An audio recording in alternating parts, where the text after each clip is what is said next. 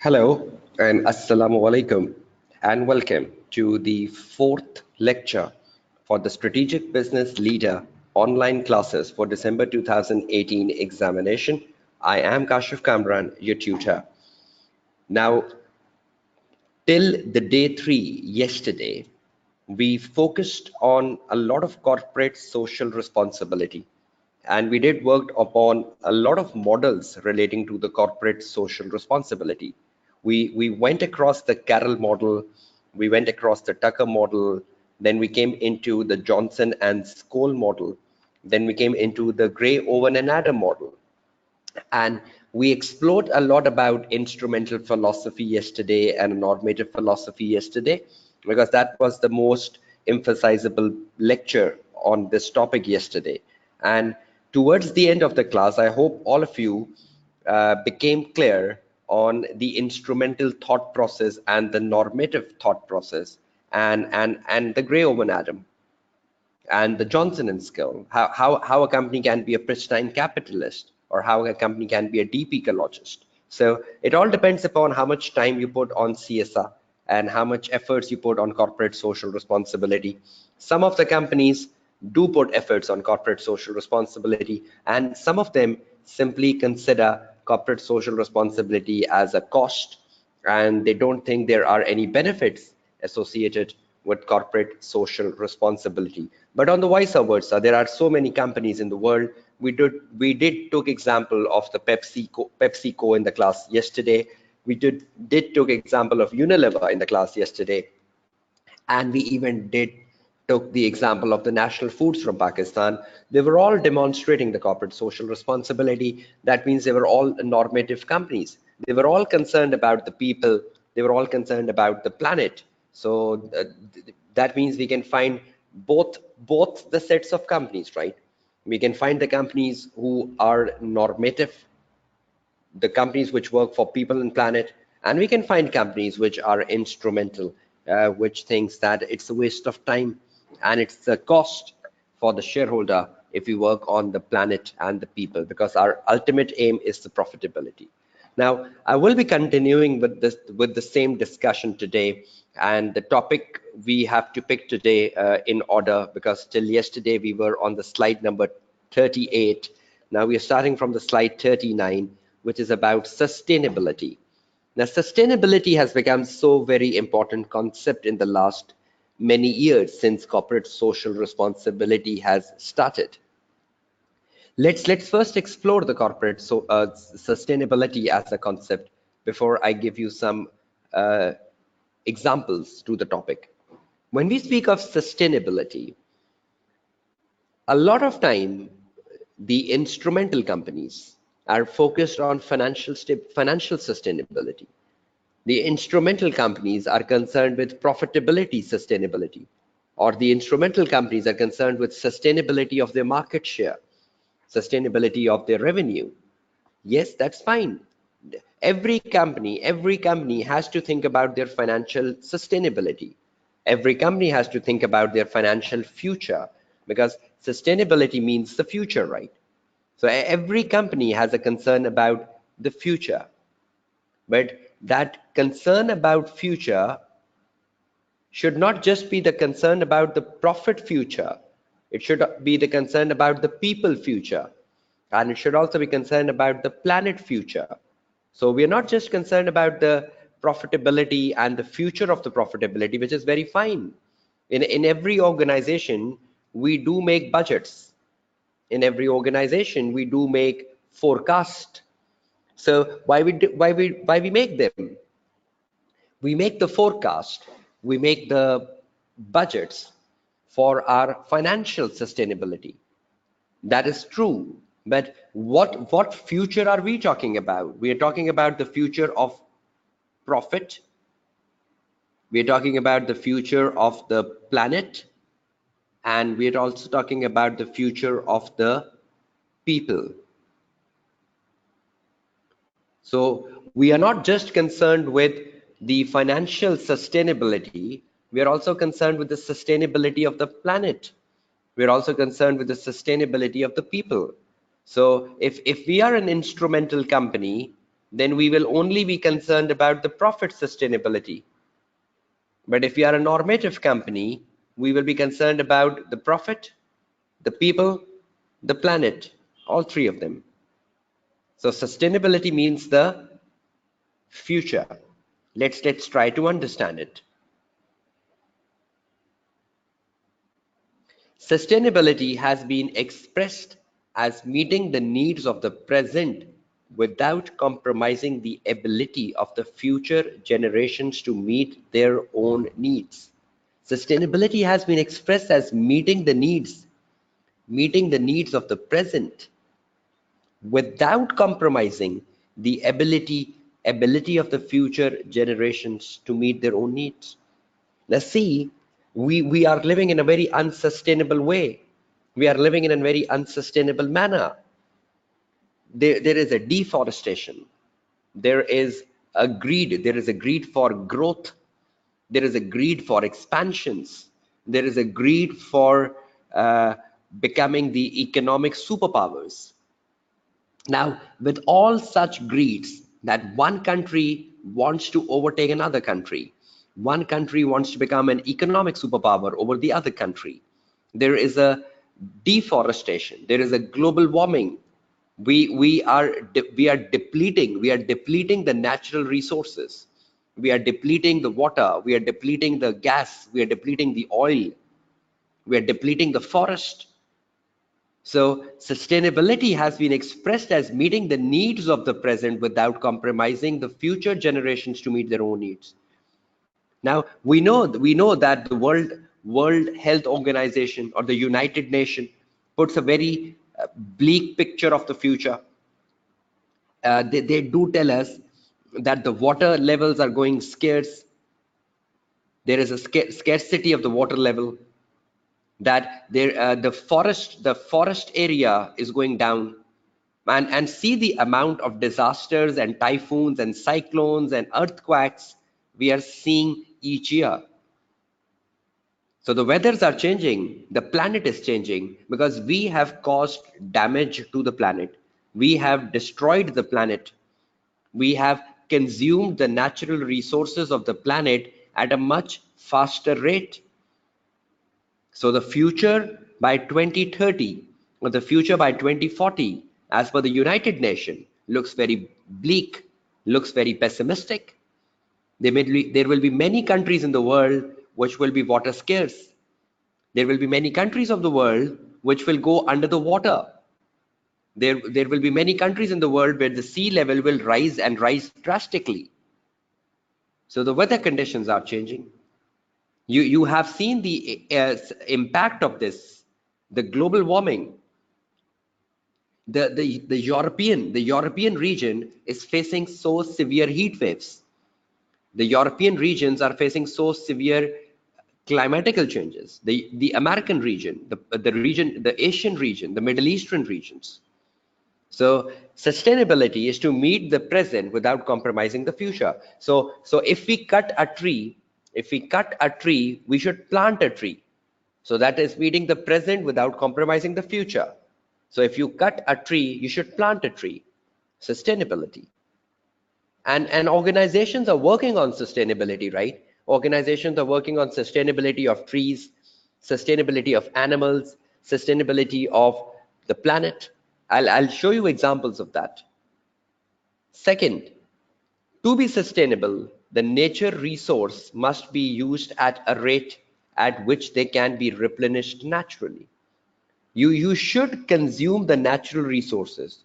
You should consume the natural resources. No one is denying that, but must only be used at a rate at which they can be replenished naturally.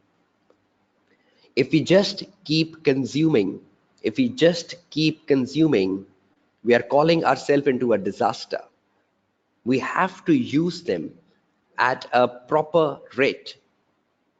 If we are consuming them too fastly, if we are consuming them too rapidly, we are calling ourselves into disaster, and we have already called ourselves into disaster. The global warming has become realistic. All of you must be knowing global warming, right? And each country is now subjected to global warming. There is a clear scientific evidence that humanity is living in an unsustainable way by consuming the earth limited natural resources more rapidly than they are being replaced by nature. So there is a clear scientific evidence that we are living in an unsustainable way. And that is perhaps the reason that NASA has started to research life on Mars.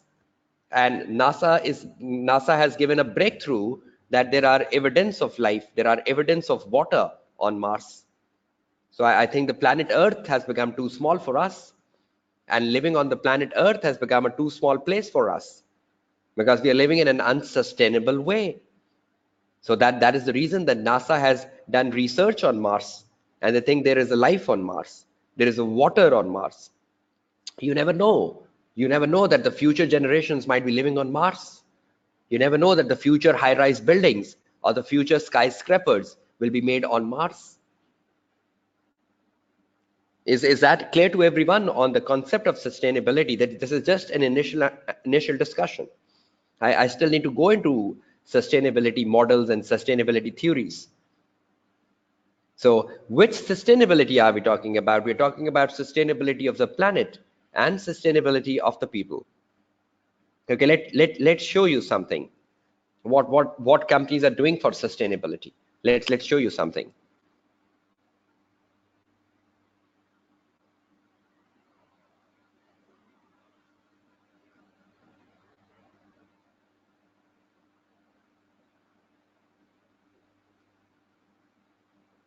Please carefully see this Procter and Gamble video on how they are ensuring sustainability. And you know, P&G, Procter and Gamble, is a multinational giant and is based in US. And this company has so significant impact on our daily lives. Each one of us might be a consumer of Procter and Gamble product. It makes such a big impact on our lives.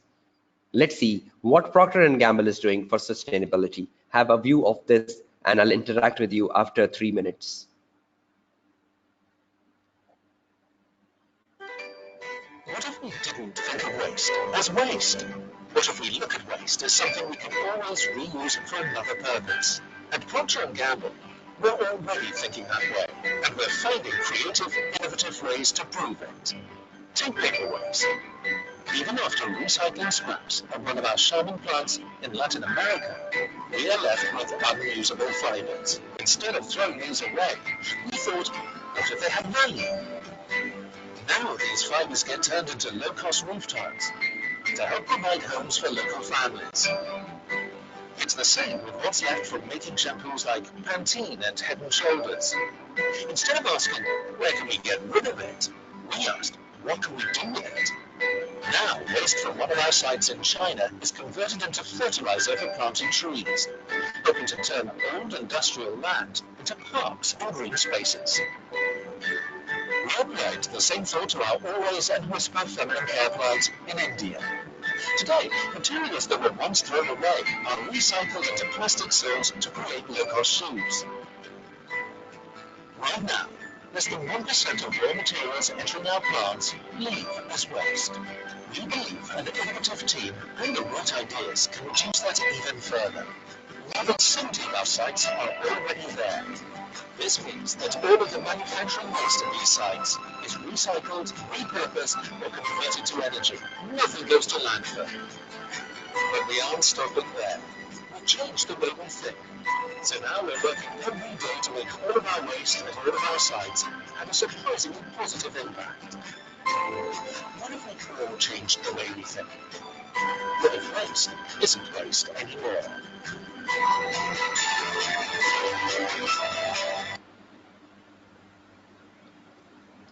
Okay, so have you got an idea from this Procter and Gamble sustainability report showcasing from how this company is generating ideas, how the team is generating ideas, and how the team is making those ideas practical, reducing their waste at their manufacturing sites, ensuring that the waste gets converted in, the waste is recycled, and the recycled waste is put into making homes or into the flip-flops, etc. Have you got any message from this PNG video? Was that an interactive video which must have opened your mindset about how should we go about change? Was that an interactive video?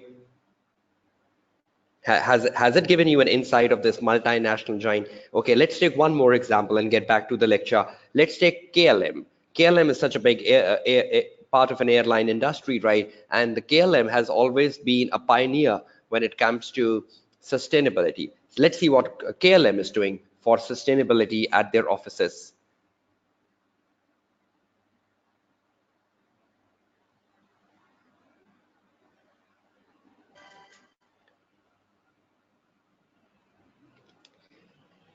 Okay, let's see the KLM CSR report 2015. Now it's your turn to focus on for next 2 minutes. Air France KLM works to promote sustainability, ensuring that your journey is caring, innovative, and responsible.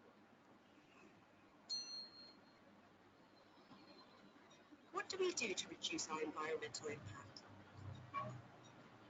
We put a lot of effort in reducing our CO2 emissions, our waste, the amount of water and energy we use, the noise of our aircraft.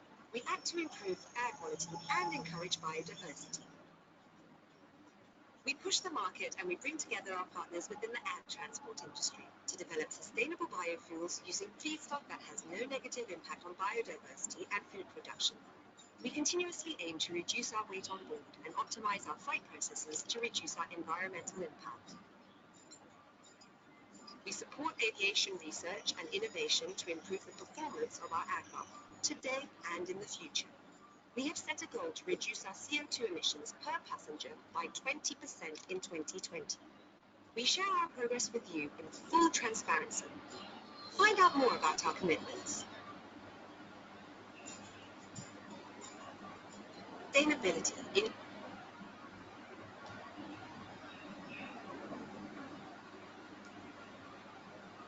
Okay, have you seen that? And are you getting any sense of how these organizations, whether it's an airline industry or it's a fast-moving consumer good companies like Procter and Gamble, how are they transforming the future? How are they transforming the future for the people and the planet? See how carefully are they working with scientific teams, with experienced people, thinking about how we can cut on our waste, how we can do the recyclings, how we can reuse things, and how the normative companies, right? These are efforts which will not come through the instrumental companies. So is everyone getting a clear message by looking at the KLM and Procter and Gamble? Have you got some sense of sustainability and how companies are looking at their products and services to bring sustainability to the planet? Can I get your answers to that? Are you getting a mindset on sustainability to write in the SBL exam? Because the SBL exam is about opening your minds, right? You cannot just be in a book and pass the SBL exam. SBL exam is way beyond the textbook. SBL exam is way about the practical world. And that is the reason that you have to be shown such videos to build up your mindset. Because you can write very well in exam paper by looking at these videos. So I hope these videos must have opened your mindset. Okay, now let's go on with sustainability. There are two types of sustainabilities, weak and strong. Let's see, what is a weak and strong sustainability? You just saw the KLM video and you just saw the Procter and Gamble video. Let's see how sustainability works. The weak sustainability is only about human sustainability, whereas a strong sustainability is not just about human, it is also about environment. So the weak sustainability is only focusing on the human sustainability. That means it's only focusing on the people sustainability. Whereas the stronger sustainability is focusing on the human as well as the environment. Let's take an example of weak and strong sustainability.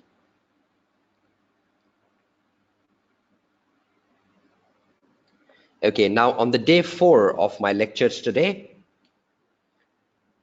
Let's see what is a weak versus strong sustainability. Weak versus strong sustainability. Right, and we are on slide number 41. So from the slide number 41, let's find how to understand this. Now, for example, PepsiCo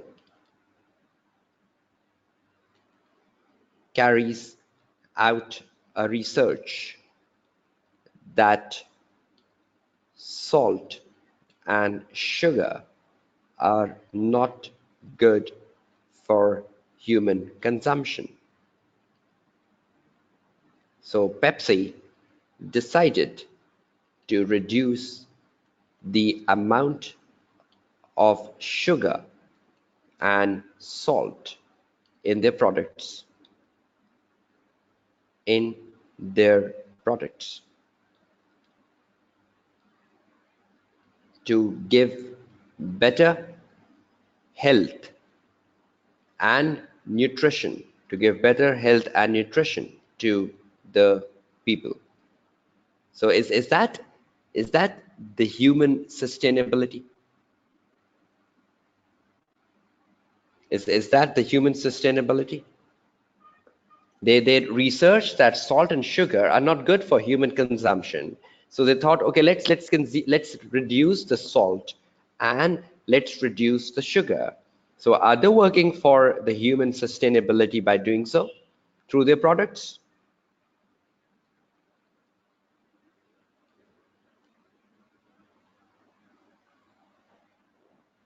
And on the vice versa, it's only human, right? So currently human means only weak. Now link it further. Further, the PepsiCo is trying to ensure that their packaging for bottles and their packaging for chips, etc., are environmental friendly, and that the packaging is 100% recyclable and can be reused later in the manufacturing process. Are they working for the planet sustainability now with their packaging of the products? So is PepsiCo working for both human? The PepsiCo is working for both human plus the planet. So that becomes what? That becomes strong sustainability. Right? Is that clear to everyone? So the Pepsi is not just concerned about the human health, the Pepsi is also concerned about that the packaging of their products after the disposal. So if I consume a packet of chips and I throw that in the garbage or dustbin, is it recyclable? And the Pepsi says yes. So is it bringing a positive impact on the environment? So this is the strong and weak sustainabilities, right? So the companies can have weaker sustainability if they only focus on human, but the companies will have a stronger sustainability if they're not just working for human, but they're also working for environment. And you've just seen that in the case of P&G, and you've just seen that in the case of KLM. Okay, environmental footprint.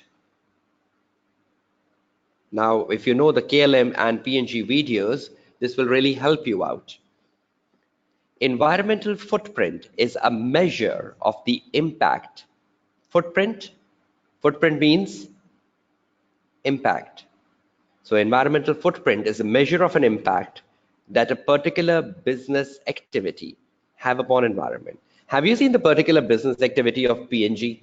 The P&G was saying they are having manufacturing sites in 70 locations.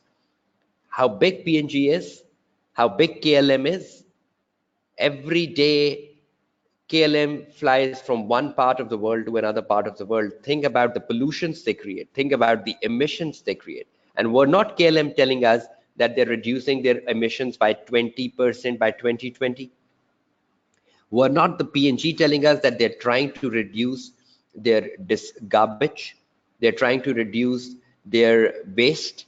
They're trying to reuse their waste. So are these companies trying to reduce their footprint? Are these companies trying to reduce their impact they have on a particular that a particular business activity have upon the environment? So what was the business activity? The business activity was PNG. The business activity was KLM. And were they trying to reduce the environmental impact of their business activity? So if a company is not doing anything for the people and planet, like an instrumental company, do you believe the instrumental company will have a bigger footprint? Yes or no? Do you believe that the instrumental company will have a bigger environmental footprint because they're not doing anything for the planet?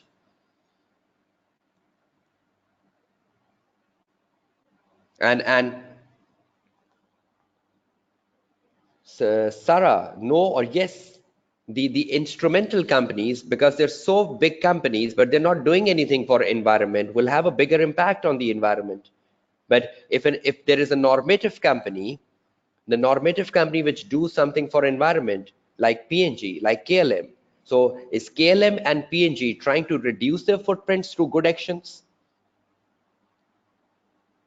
Every business have an impact on the environment, right? But who is a better business, a normative business or an instrumental business? Which business will reduce the impact? Will an instrumental business reduce an impact or a normative business reduce an impact? So will a normative business have a lesser footprint because they're doing good actions? And will an instrumental company have a bigger footprint because they're not taking any actions on the planet?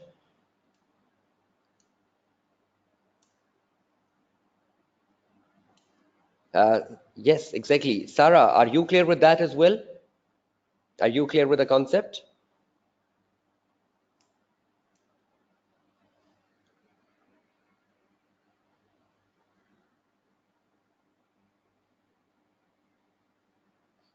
Sarah, I'm trying to say that suppose Procter and Gamble is an instrumental company and they only have a greed for profit. They keep manufacturing, they keep manufacturing, they keep manufacturing, and they're not doing anything for rectifying the planet or reducing the waste, reducing the emission.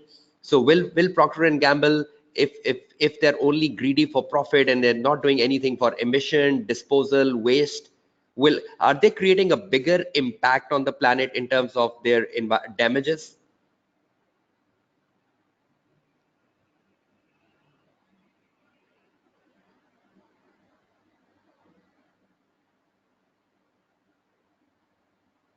Sarah, I'm asking you a question. Is if PNG is an instrumental company, and if PNG is an instrumental company, and they have just agreed for profit, and they're destroying the planet, they're creating emission, they're creating pollution, just because they want to manufacture, just because they want to make more and more. So are they not creating a negative impact on the environment?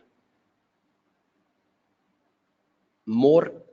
And what if PNG becomes a normative company? They are creating, they still want to earn profit, right? But have you seen the PNG video? They want to earn the profit, but they're also concerned about recycling, reducing the waste, reducing the emission.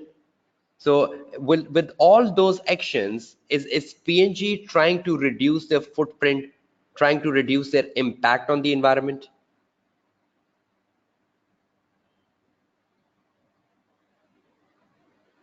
So if a company is instrumental, they're not concerned about the damage they're causing to environment, and they keep damaging it.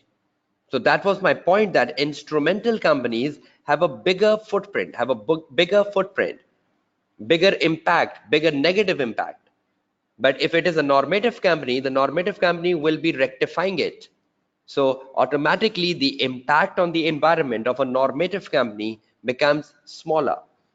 Is that clear, Sarah Zulfikar?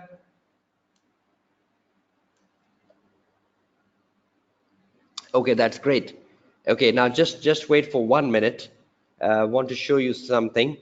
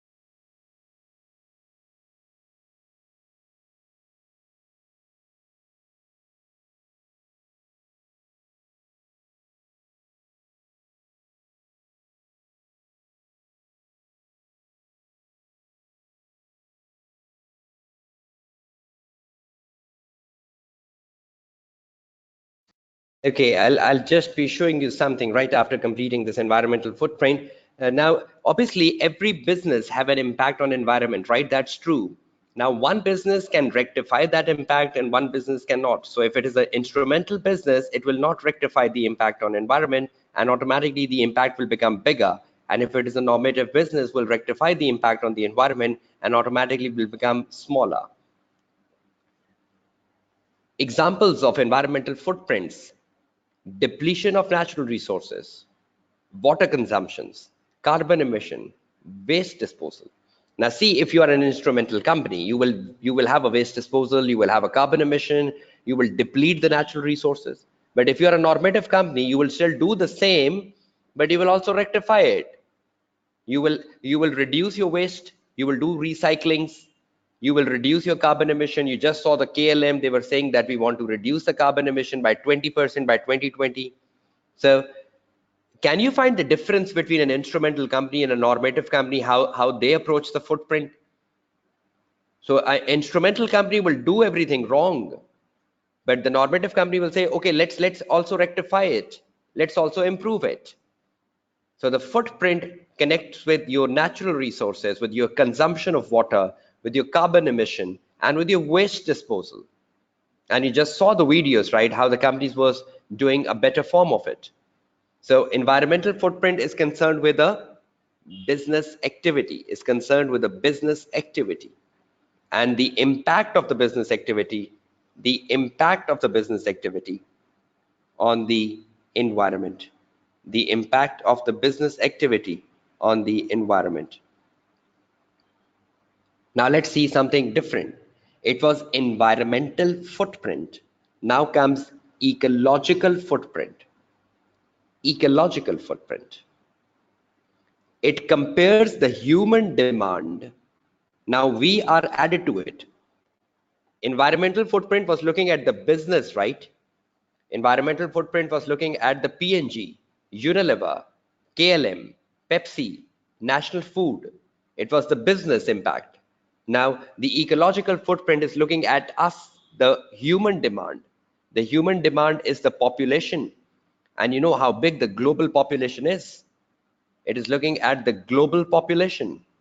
It is looking at us. It compares the human demand with the earth ecological capacity to regenerate it. Now, see the global demand, see the global population, and see the global population demand versus the planet Earth limitations. There is an ecological system which supplies us. There is a natural resource which supplies us, and we have a demand. Using this assessment, it is possible to estimate how many Earths it will take to support the humanity if everyone lives in a given lifestyle. Our lifestyles are changing, right? Our lifestyles are becoming more towards luxury. We are changing our social. There is a social paradigm. There is a social shift. More and more areas are becoming urbanized. And when more and more areas are becoming urbanized, is that increasing the human demand? Yes or no? If if more and more areas in the world are becoming urbanized, is that increasing the human demand? Yes or no? I need your answers. If there is an increase in urbanization, so do increase in urbanization increase the human demand?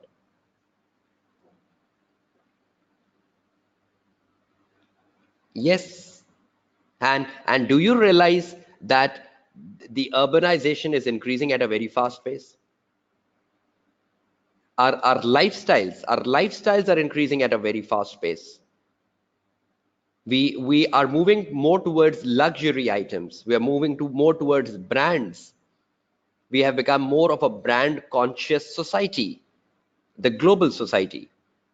We are consuming more, we are eating more, we are consuming more.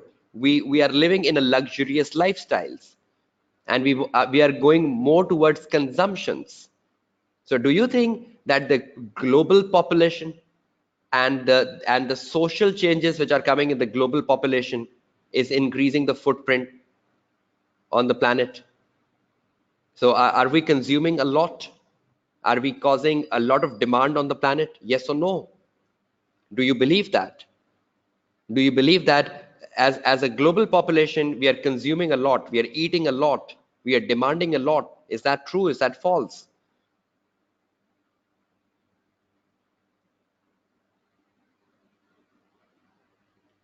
Students, I'm waiting for your answer. Do you agree with that? That our lifestyles have changed, our eating habits have changed, our demands have changed, we are demanding more. Is that true? And is it really impacting the planet? Right now, let's see a video on the ecological footprint. How are we, or how me or you are damaging this planet? Yes, we have become more lazy, right? We just want to stick back in home, and the technology has increased our demands. The Facebook, the social media has increased our demands. The smartphones have increased our demands. Where it's so easy to get anything on a single click. So I think our demands have increased just because of the advent of technology, just because of the technology penetration. We have become lazy. I agree with you, Kim. And that laziness has just been because of the technological advancements. We are in a social dilemma, right? We are in a social dilemma as a world. Okay, let's see something. Okay, just 1 minute, and I'll put in front of you a video for the footprints.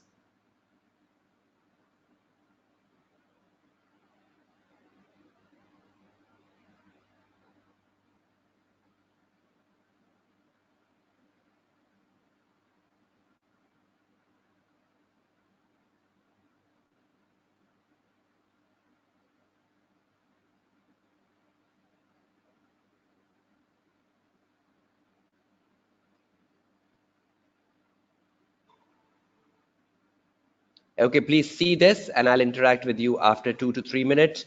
This is how we are changing the planet, how we are impacting the planet. See this video, and you will get some sense out of it. Nearly every nation is committed to reducing its carbon footprint, but this is no simple undertaking. For example, let's say part of a country's plan is to restore forest land to sequester carbon. This should lead to a reduction in net carbon emissions. However, this may also reduce crop and therefore a country's ability to produce its own food. Global Footprint Network measures more than just a country's carbon footprint. Our national footprint accounts can provide a comprehensive way to better understand the links between competing demands on our planet. Our accounts help national governments understand and manage their natural resources to help them make confident policy decisions and create a prosperous, resilient future for their residents. They provide an ecological balance sheet for each country. The footprint accounts measure a country's annual demand for goods and services that its land and seas can provide. We then compare that to the resources available, which we call biocapacity. This information can be used to identify which countries are using more ecological resources and services than they have, who we call ecological debtors, and those with more resources than they're using. We call them ecological creditors. Government leaders from the United Arab Emirates, the Philippines, and Montenegro are using our data to develop and evaluate sustainability policy. And thousands of scientists and students from around the world have downloaded our data to research everything from socioeconomic indicators to land use patterns. Our footprint accounts are based on nearly 200,000 data points per country per year. Data has been compiled since 1961, allowing users to track trends over time. Most nations have seen their ecological footprints go up, so that today, the human population worldwide is using 1.6 times more natural resources and services than our planet can regenerate in a year. Carbon is the largest contributor to our ecological footprint globally. We believe that you can't manage what you can't measure. It's time to get our ecological balance sheets back in check. Download our free public data package to learn more about the national footprint accounts today.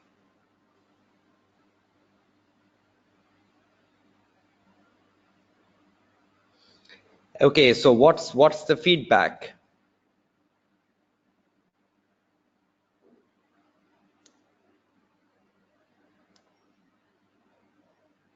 Have you got something from this video on the ecological footprints? Have you seen how these organizations gather data on each country and the impact that each country is having on the demand for Earth? Each country.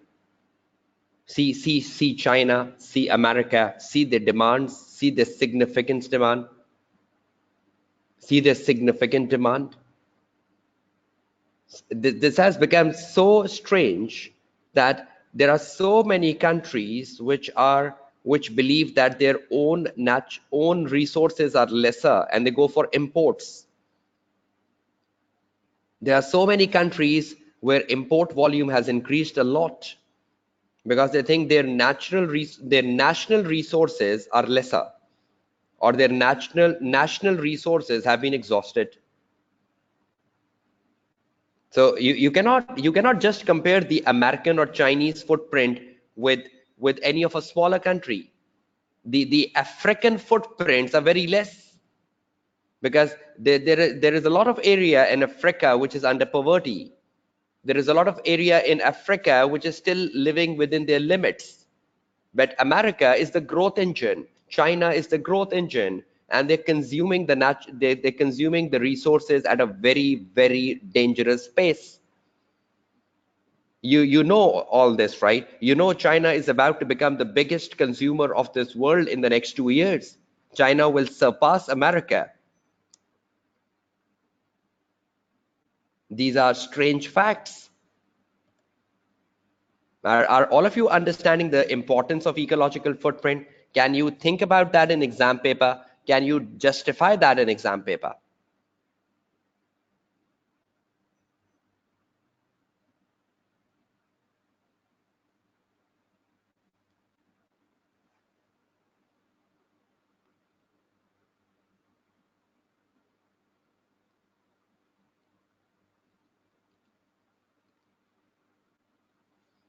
So is everyone clear on the ecological footprints and environmental footprints? Can you think about how businesses are making an impact on the environment, and how we or you are making an impact on the environment, and our daily lives and our daily consumptions and our daily lives, how they are making an impact on the planet? So is everyone clear about ecological and environmental footprints? Yes or no? Is each one of you clear on the ecological and environmental footprint? And crystal clear, right?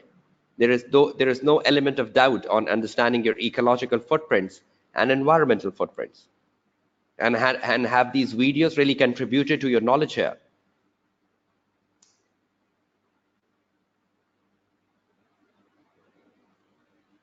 Okay, let's move further. Environmental management systems. How can we improve ourselves?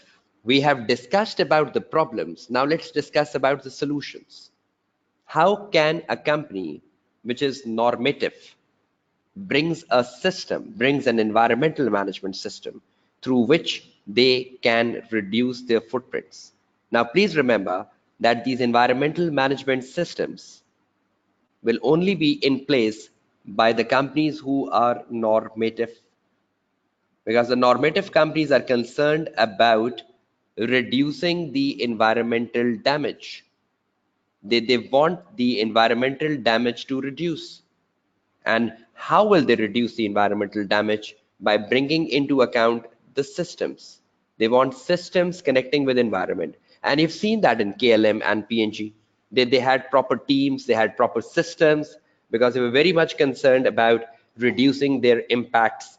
So you saw KLM, right? They had systems. You saw PNG, they had systems, because these systems will only be taken by the normative company, because these systems will help reduce the footprints. Two systems. One is EMAS, one is ISO 14,000. So there are two systems. The ISO is a global system, right? Is a global environmental management system. And EMAS is a system confined to the European Union. Okay, let me give you an understanding before I take on my presentation. Slide number 44. On the slide 44, we are discussing about the environmental management system. And in terms of the environmental management systems, these are systems to improve the business footprints, or these are the systems to improve the business impact on environment. Now, which companies will have these systems to improve their business footprints or impact on the environment? Obviously, the businesses known as normative business, because the instrumental business will think this is a cost. Now, please remember these systems, which we are saying the environmental systems. The environmental systems. There are two types of environmental systems. Number one, the ISO 14,000. This is a global system. This is a global system which can be used, which can or is being used globally by many countries. And the EMAS is just a system confined to the European Union. You all know the European Union, right? This is something confined to the European Union. So the countries in the EU uses this system. So one is a global system, right, which can be used across the world if the company is really serious about reducing their environmental footprint. And one is a European system, which can be used by the European Union countries, in terms of reducing their environmental footprint. Now let's basically see what an ISO 14,000 is. Just wait for another 1 minute.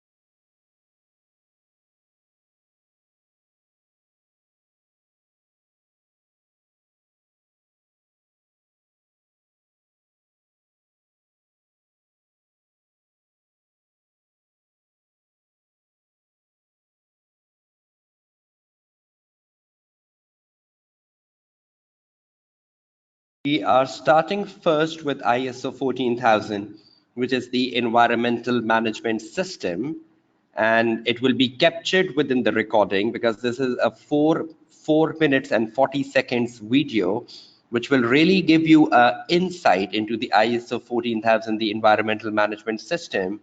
You can make notes of this while you are listening to this video, or when you get the recording, you can make notes of this. But this is a 4 minute, video, which will really give you a good insight of the ISO 14000. And please, I'll play the video and I'll ask you for the clarity of the voice, and then we'll continue the video, right? So let's see whether you can listen to this video carefully.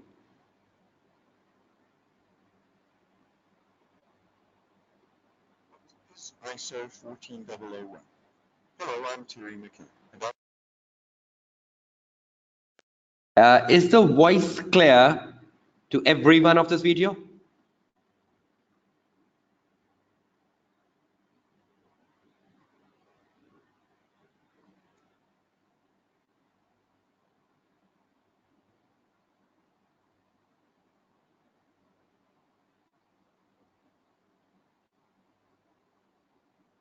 Is this voice on the lower side? Can you check the speakers at your end on your devices, whether you're using a smartphone or a laptop?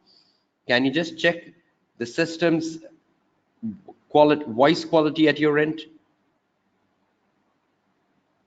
Because at my end it's the maximum 100%. If you can listen to my lecture voice, then you should listen to this video quality as well. So can all of you increase the video volumes at your end? Majestwari, you are listening it, right? You're listening it clearly. Okay, let's replay and ask you, and again I'll play that in full. well-reputed international standard for environmental management systems, EMS, and the benefits of conformance or certification. Was that clear now to everyone? Omar Kaleem, Modi Thomas, is that clear? Okay, Kim is saying I'm using the headphones and it's clear, so other can also use the headphones. Sarah Zulfikar, can you use the headphones? Okay, Moody is saying that's fine. Annalisa is saying that's fine. Umar is saying that's fine. Majaswari is saying that's fine. Sarah, is there still a problem at your end? Can you increase the laptop volume or the smartphone volume? Or can you just plug in the earphones if you're using the smartphone?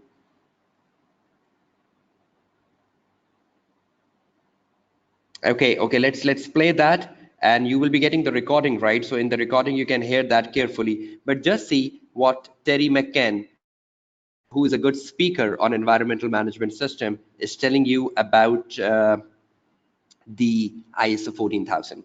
Okay, let's start from the start. What is ISO 14001? Hello, I'm Terry McKay, and I'm here to tell you about this well-reputed international standard for environmental management systems, EMS, and the benefits of conformance or certification. In a nutshell, ISO 14001 specifies the requirements for any organization, I stress any organization, to be able to claim that they have an environmental management system, or EMS, that conforms to standards specified by the globally recognized International Organization for Standards, ISO. The 2015 revision of the standard has a high-level structure almost identical to ISO 9001:2015 for quality management, which makes it easy and desirable to integrate environmental and quality policies, objectives, and processes into one management system. What are the benefits to conformance or certification to the ISO 14001:2015 standard? Here are 9 or 10 benefits in no particular order. An organization can increase its control over its impact on the environment through responsible corporate stewardship. corporate image and credibility and branding will be enhanced by the public assertion of conformance to ISO 14001:2015, or better still, certification of conformance by an accredited third-party certification body. Customer satisfaction within the supply chain will be increased through greater confidence in the organization's environmental management. Legal and regulatory awareness is enhanced throughout the organization, and the risk of non-compliance with environmental laws and regulations is reduced. As a matter of policy, an organization regularly seeks to identify new opportunities for cost savings through efficiencies, for example, energy and water, raw material, and waste disposal.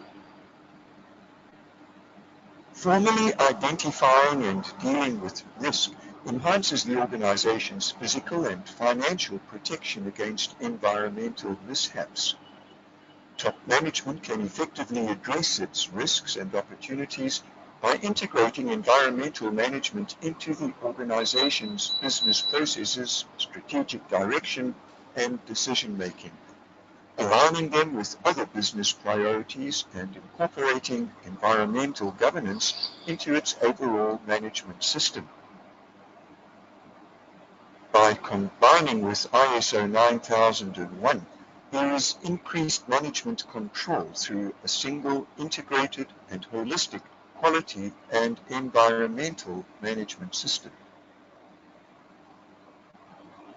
There is increased staff awareness and involvement in care of the environment. Last, but definitely not least, the organization contributes to a better environment locally, regionally, and globally. I'm Terry McCann. My company is TCMC Quality Management Services. If you have any question,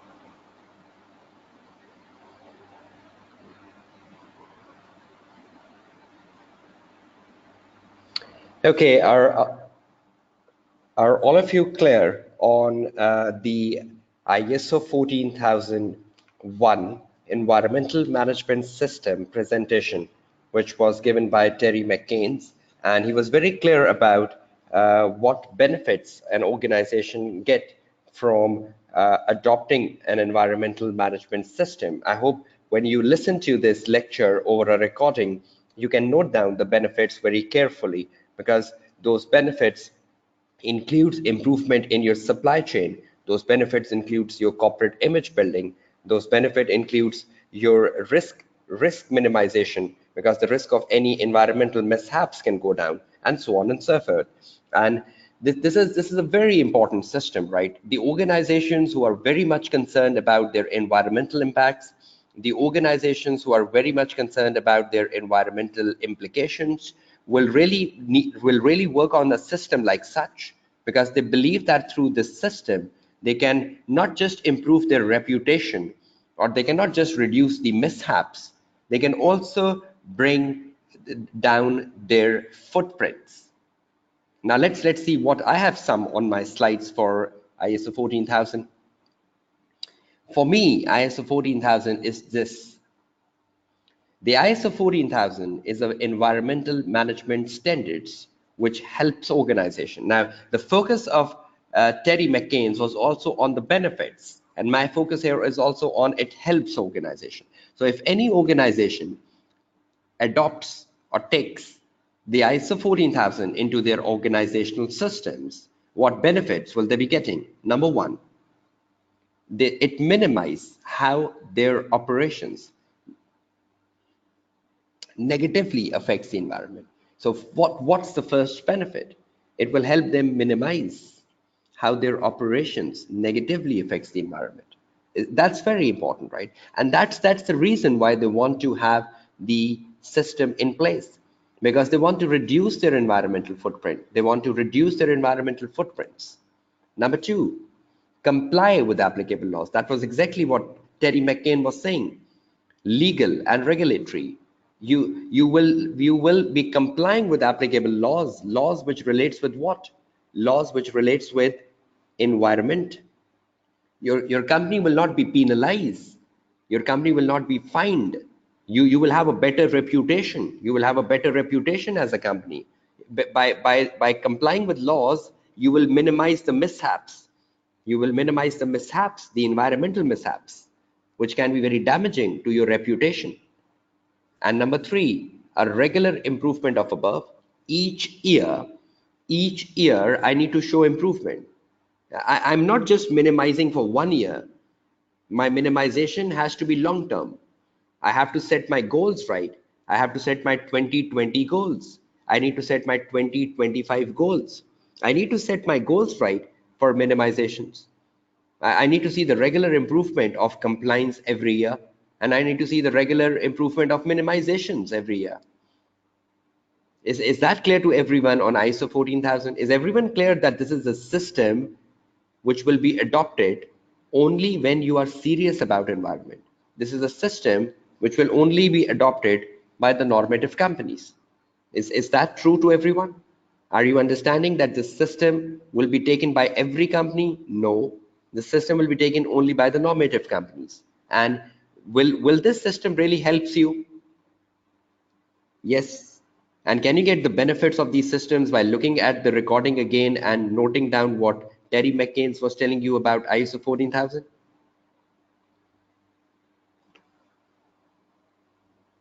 So was it an effective session today? The session started from sustainability today, right? And we focused on sustainability. We saw some videos on sustainability focusing on Procter and Gamble and KLM, and we went across what are weak sustainabilities and strong sustainabilities. Then we had a discussion on the ecological footprint, which is the human demand, and we had a word on an environmental footprint, which is basically the demand of the business. I shown you a video on the ecological footprint, that how our lifestyles are impacting the planet. And then finally, we came down with systems, how we can have systems in place to improve upon the footprints. And I shown you a video from a renowned writer, Terry McCain, who informed you about the benefits of the environmental management system. So I'll be waiting for your feedback on the session today, which is my fourth session now with all of you on the strategic business leader. And I hope you're getting to understand me through these 4 lectures. And I hope you're getting some clear mindset of the tutor in terms of delivering the SBL paper. Because in these 4 classes, at least I have understood most of you who are in part of the live classes. At least I got to know your names, and I can recall your names on the fingertips now that all of you are part of my live classes. It was good interacting with all of you again today. And yes, Modi, I'll be sending an activity on Menlo metrics today after the end of the class, as I committed yesterday. And so you need not to give me a reminder of my promises. Normally, sometime because you are in the workload, so the promises takes 24 hours to materialize. So thank you for that anyways. But I hope you had a nice session today, all of you, and you had an effective learning on sustainability and the environmental management systems and the footprints. And the more important thing is, I hope you're getting to know me well in terms of the strategic business leadership classes. So I'll be waiting for your feedback on the WhatsApp group, and I'll be sharing the Word file with you immediately. And I'll be sharing the recordings after 3 to 4 hours for the lecture 4. And Modi, I'll be putting the Menlo metrics case with you as I promised yesterday. Okay, have a nice day, all of you, and have a nice day. I'll see you then on Friday and Saturday. So my 2 classes, right? And you will be having sessions with Mr. Ijaz on Monday and Wednesday. Okay, so that is it for the session today. I hope you had an effective one. It's time to sign off and say you goodbye and Allah Hafiz. And I'll see you tomorrow. I'll see you then on the Friday.